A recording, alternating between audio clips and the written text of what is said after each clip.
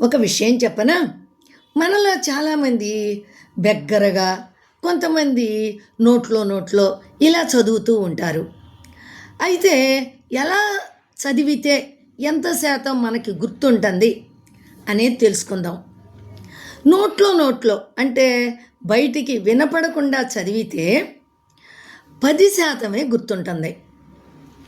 ఇంకొకరు చెబుతుంటే మనం వింటూ చదువుతాం చూడండి, దానికి 20% గుర్తుంటుంది. కొంతమంది నిలబడి చదువుతారు, అలా నిలబడి చదవటం మూలంగా 30% గుర్తుంటుంది. బెగ్గరగా చదువుతాం చూడండి, అప్పుడు 50% గుర్తుంటుంది. డిస్కస్ చేసుకుంటూ అంటే ఒకరితో ఒకరం చెప్పుకుంటూ చదువుతాం చూడండి, అప్పుడు 70% గుర్తుంటుంది.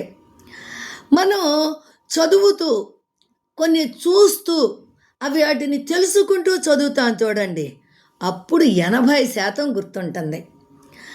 మనం చదివిన విషయాన్ని ఇతరులకి చెబుతూ ఉంటాం కదా, ఇతరులకు చెప్పి మనం దాన్ని గనక తీసుకుంటే 95% గుర్తుంటుంది. తెలిసిందా?